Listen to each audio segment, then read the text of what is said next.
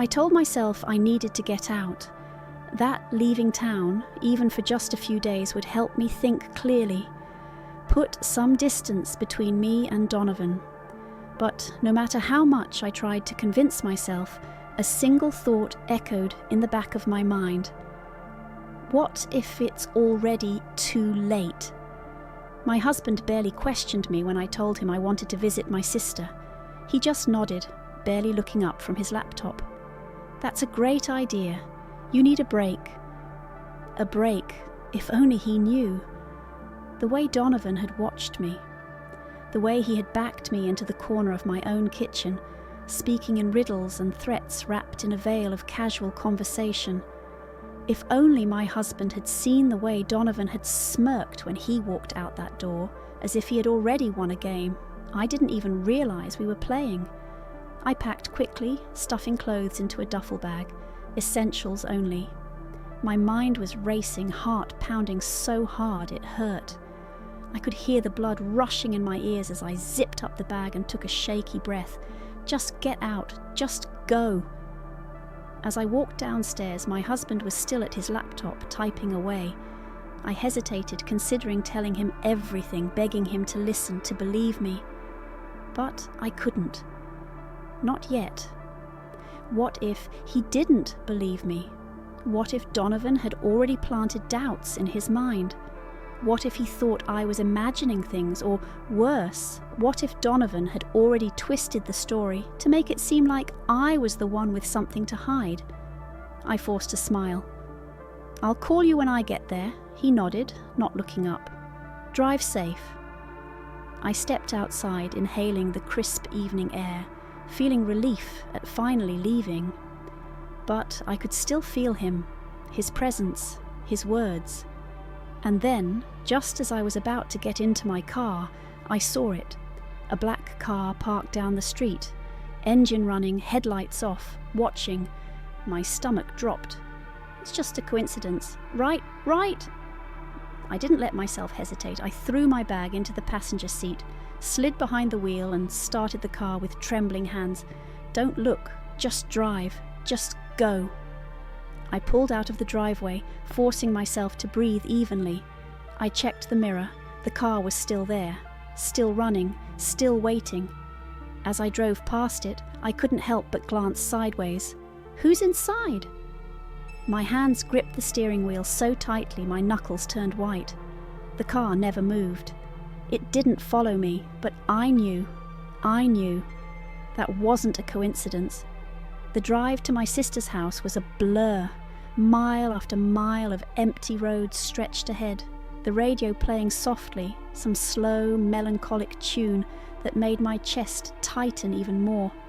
Every set of headlights in my rearview mirror made my stomach drop. Every car that turned the same direction as me sent my heart into a frenzy. I was being paranoid, or was I? Even as I reached my sister's quiet suburban neighborhood, I couldn't shake the feeling. I had been holding my breath the entire drive, expecting something, waiting for something. But nothing happened. I pulled into the driveway and killed the engine, and then I exhaled. Safe, finally safe, or so I thought. My sister Emma opened the door with a warm smile. "You look exhausted," I forced a laugh, stepping inside. "Yeah, long drive." She gave me a hug, but I was stiff in her arms. I didn't know how to explain what had happened. How could I? How could I make her understand the way Donovan had looked at me, the way he had spoken to me as if he was planting something inside my mind, something that wouldn't leave? Instead, I changed the subject.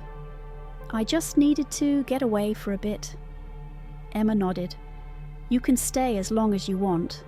For the first time in days, I felt like I could finally breathe. Maybe, just maybe, I had escaped.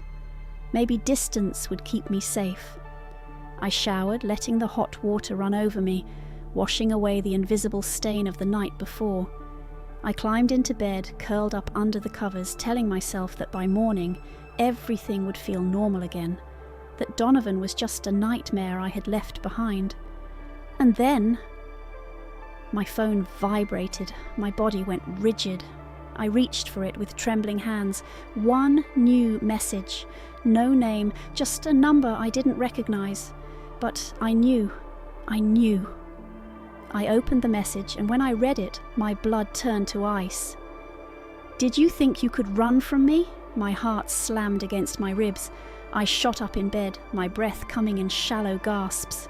Number, no. This wasn't real. It couldn't be real. My fingers hovered over the screen, my pulse pounding in my ears. What do I do? Do I reply? Do I block the number? Do I call the police? I swallowed hard, staring at those words. "Did you think you could run from me?" He knew I was here. I shot out of bed, locking the bedroom door. I pressed my back against it, my mind racing. How did he know? How did he find me? My stomach churned. He had been watching me. He had let me leave. He wanted me to think I was safe. And now he was reminding me that I wasn't. I clutched the phone so tightly. My fingers ached. Think. I had two options. One, tell my sister. Tell her everything. Make her believe me. Second, leave again before he gets any closer. But a third option loomed in the back of my mind. Option 3, face him. No more running, no more hiding. For the first time since this nightmare began, a spark of anger cut through the fear. He wanted me scared. He wanted me helpless. But what if I wasn't? I glanced at the phone again, at that text. "Did you think you could run from me?" My fingers moved before I could stop them. I typed 2 words and then I hit send. Watch me. The moment I left home, I thought I could finally breathe again. The weight pressing down on my chest since that night had loosened, if only a little. But as I pulled into my sister's driveway, gripping the steering wheel too tight, I couldn't shake the feeling that I was being watched. I had convinced myself that putting distance between me and Donovan would put an end to this nightmare. That if I could just get away, I could figure out what to do next, how to make this all disappear. But deep down, I knew the truth. This wasn't over, not even close. The first signs. It started small. The first night at my sister's house, I finally let myself exhale. She was delighted to have me over, assuming I just needed a break from everything. I let her believe that. The last thing I wanted was for her to worry. But that peace didn't last. It was around midnight when my phone vibrated on the nightstand. I sat up instantly, my stomach twisting. My heart pounded against my ribs as I reached for the phone, hesitating for just a second before turning the screen over. Unknown number. I swallowed, staring at it, my hands tightening around the device. I could ignore it, but I already knew who it was. Before I could react, the screen lit up again. One new message. I forced my breathing to steady as I opened it. "You can run, but you can't hide. I see you." A shiver ran down my spine. I clenched my jaw, willing myself not to let the panic set in. I blocked the number immediately. This has to stop. For the rest of the night, I barely slept. Every time a branch rustled outside or the house settled, I jolted awake, expecting to see a shadow standing by the window. But the house was silent. Too silent. He knows where I am. I told myself it was just one message, that it was the last. But the next morning, I saw it. A black car parked across the street. It was the kind of car that blended in, a simple, sleek model, something no one would think twice about. Except I had seen it before, back home, outside my house. I tried to ignore it, chalking it up to paranoia. Maybe it was just someone visiting a neighbour, but then it was still there the next day, and the next. And every time I looked out the window, I had this sickening feeling that someone was inside watching me. I didn't mention it to my sister at first. She already had enough to deal with, and I wasn't about to bring my problems into her home. But then came the calls that never stop. I was doing dishes when my phone rang. I wiped my hands on a towel, glancing at the screen. Unknown number. Blocked numbers don't just call back. I didn't answer, but an hour later, another one came through, then another, always from different numbers. Never a voicemail, just endless, silent calls. I turned off my phone that night, too exhausted to keep checking it. But when I turned it back on in the morning, 12 missed calls, the same unknown numbers. A pit formed in my stomach. This wasn't random, this was him. And he was proving a point. He could reach me any time he wanted. The rose on the doorstep. That evening, I was finally starting to believe I was overreacting. Maybe I was letting my paranoia get the best of me. Maybe I just needed sleep. Then I opened the front door, and my breath caught in my throat. Sitting right there in the center of the doorstep was a single red rose. I stared at it, the air thick with a suffocating tension. No note, no sign of who had left it. But I knew exactly who it was from. My hands trembled as I bent down to pick it up. The petals were soft, freshly bloomed. It hadn't been there long. Had he been watching me from the shadows? I whipped my head around, scanning the street, the yards, the sidewalks. But nothing. No one. Just the quiet hum of suburban life, oblivious to the danger standing right outside its doors. I slammed the door shut, my pulse racing. He was here. My sister doesn't believe me. I paced the kitchen, debating whether to say something. What would she even think? That I was crazy, paranoid? But when she walked in, seeing the way my hands shook as I gripped the counter, she frowned. "Are you okay?" I exhaled sharply, realizing I couldn't hide this anymore. "I think someone is watching me." Her expression softened, but there was doubt in her eyes. "What do you mean?" I gestured to the window. "A car. It's been parked across the street for days." She peeked out, then gave me a small, confused look. "That's just the neighbour's car. Their son came back from college last week." I faltered. Had I really imagined that? "But the calls," I insisted, "and this." I held up the rose. She blinked. "That's weird." I waited, expecting her to be as horrified as I was. Instead, she sighed.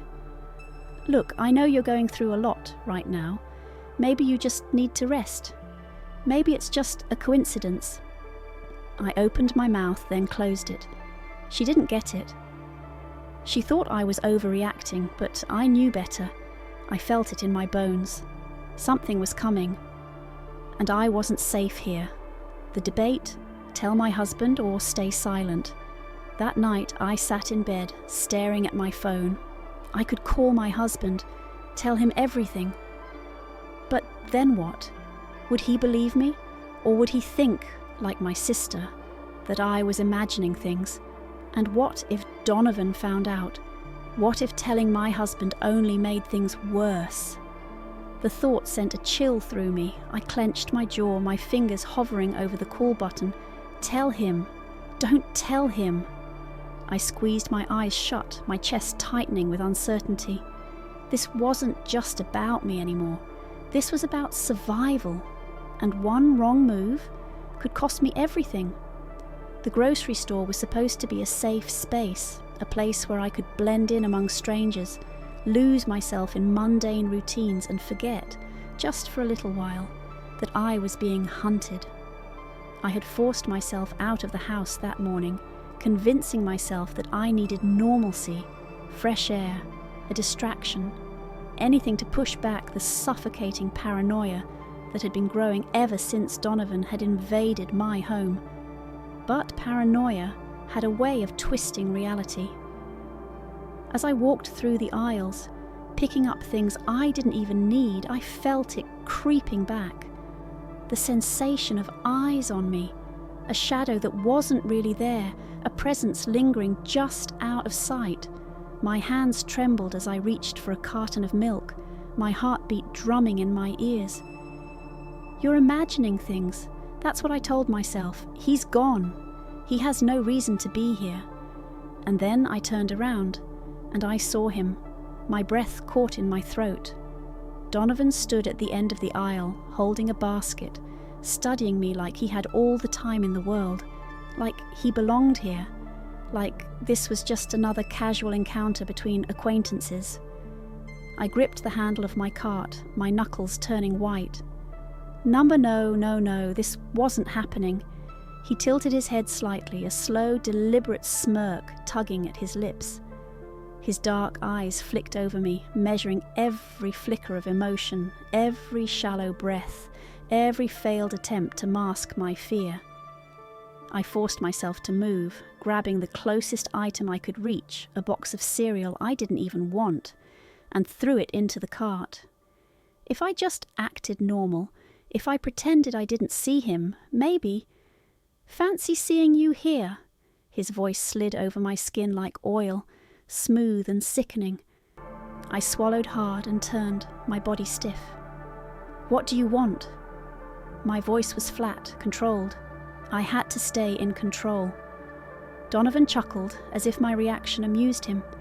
He took a few slow steps toward me, his shoes clicking softly against the linoleum. "Relax," he said. "I was just picking up a few things. Your husband told me you needed a break. Thought I'd check in on you." My stomach twisted into knots. "My husband told you," I repeated, my voice barely above a whisper. "How? When?" My husband didn't even know where I was staying, let alone my routine. Had he called Donovan? Had they talked about me? Had he unknowingly handed me over? I clenched my fists, forcing my voice to remain steady. "Stay away from me." Donovan let out a low laugh, shaking his head. "You say that," he mused, "but I think we both know you don't mean it." A cold chill swept over me. "Leave? Mr. Alone?" He stepped closer, too close. "You're being dramatic," he said softly. "This isn't about threats. This is about understanding." His gaze locked onto mine. "Your husband doesn't see you, does he?" My breath hitched. That same poison he had whispered before. That same mind game. I forced myself to step back, but he matched me, never breaking eye contact. "I see you," he murmured. "The way you flinch, the way you run, the way you hesitate when I get close." His voice was a trap, his words like a noose tightening around my throat. I had to get out. Now, without another word, I turned on my heel and pushed my cart down the aisle, forcing myself to move, forcing myself to breathe. But he didn't stop me. He let me go. And somehow that was worse. By the time I reached the checkout line, my hands were shaking so badly I could barely pull out my wallet. The cashier gave me a polite but curious glance as she scanned my items. "Are you okay, Mom?" I swallowed the lump in my throat and nodded. "Yeah," I lied. "Just in a hurry." I paid for my things as fast as I could, my ears straining for any sign of footsteps behind me, any sign that he had followed, that he was watching. But I just think you need to relax. Donovan's not a threat. He's our friend. I nearly choked on my own breath. Friend. That word burned in my throat like acid. I had wasted my breath.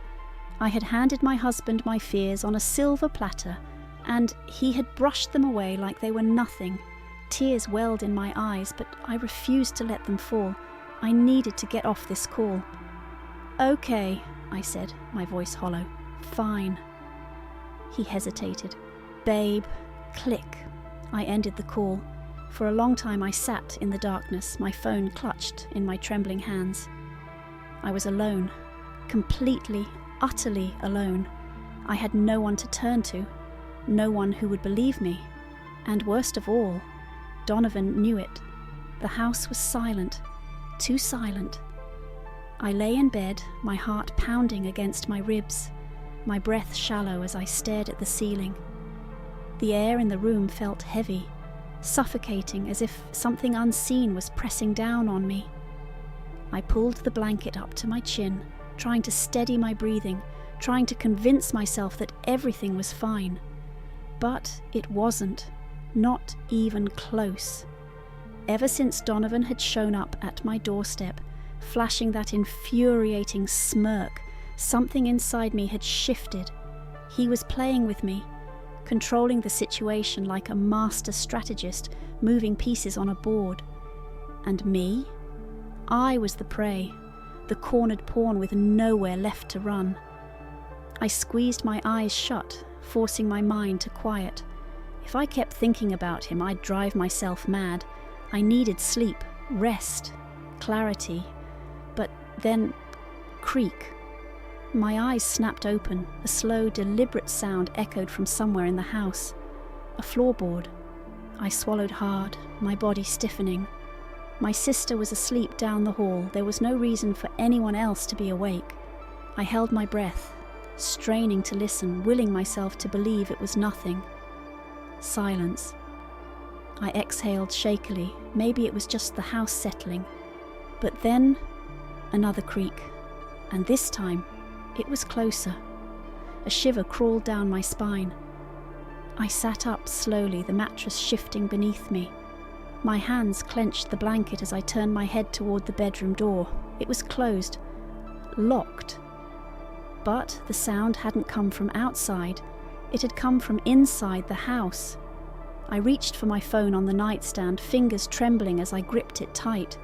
The screen's glow was harsh in the darkness, momentarily blinding me. I forced my eyes to focus, my thumb hovering over the emergency dial. Another step, this time right outside my door. My stomach twisted into a knot. I tapped the screen, but before I could press call, a hand snatched the phone away. My breath caught in my throat. Panic surged through me, freezing me in place. A voice whispered against my ear, low and smooth, laced with amusement. "I told you, you can't hide from me." A choked gasp escaped my lips. I spun around, scrambling backward until my spine hit the headboard. Donovan stood at the edge of my bed, tall, calm, unshaken, like he had all the time in the world. His fingers toyed with my phone, his lips curling in a lazy smile. "You're predictable," he murmured, tilting his head as he studied me. "Running to your sister's house, changing numbers, blocking me." His dark eyes gleamed in the dim light. "Did you really think it would be that easy?" My entire body was trembling. How did he get in? How long had he been here? I sucked in a shaky breath, my throat tight. "Get out," I forced out, my voice barely above a whisper. He chuckled and took a step closer. The moonlight filtering through the window illuminated the sharp angles of his face, the smooth confidence in his expression. He wasn't just here to scare me, he wanted me to know he had won. "You look tired," he mused, his fingers brushing against the edge of my nightstand. "Are you losing sleep over me?" I pressed my back harder against the headboard. "How did you get in?" I demanded, my voice shaking. He sighed, almost disappointed. "You still don't get it, do you?" He leaned forward slightly. "There are no locks that keep me out, no distances that keep me away." His smirk deepened. "Not from you." A shudder ran through me. I needed to get out of this room. Now my eyes flickered toward the door, but he caught the movement instantly. He tisked under his breath. "Thinking of running?" He took another step closer. "Go ahead." Try. I didn't move. I couldn't. Every muscle in my body was frozen. "You're terrified," he murmured, his voice dipping into something softer. "I can feel it." His eyes trailed over my face, his expression shifting into something darker, something possessive. "This isn't fear," he said, as if trying to convince himself. "It's something else, isn't it?" I clenched my fists. "I hate you," I whispered. His smirk widened. "No, you don't." I glared at him, trying to force back the burning in my throat. I needed to break the moment. I needed to fight. Before he could speak again, I moved. Fast. I threw the blanket at him, using the split second of distraction to bolt for the door. I barely made it 2 steps. His hand caught my wrist, yanked me back. My breath hitched as I collided with his chest, the scent of his cologne filling my senses. Dark, expensive, suffocating. Now, he murmured, his grip tightening. Running? That's rude.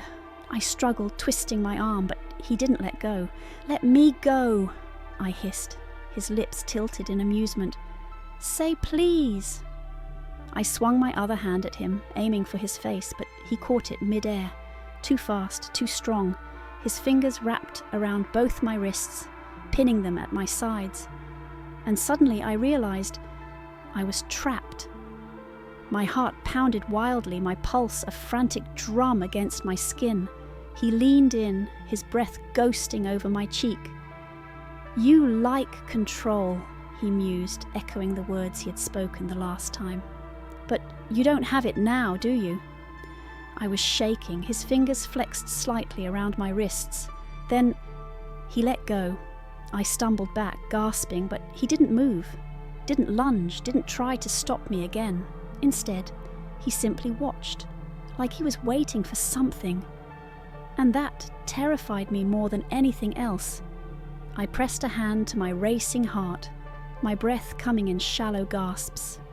Why are you doing this? I demanded. His smirk softened into something more unreadable. Because I can. A cold wave of realization crashed over me.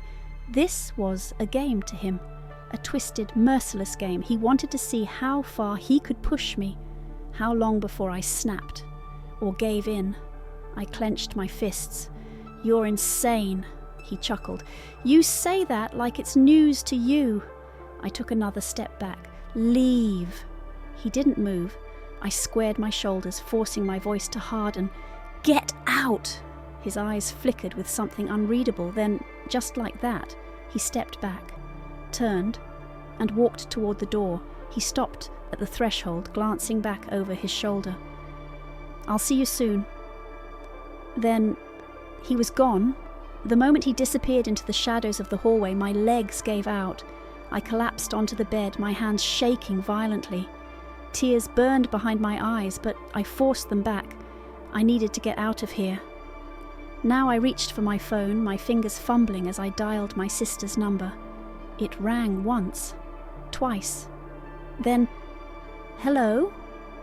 I opened my mouth to speak, but no words came out, because right then, through the open bedroom door, I saw it.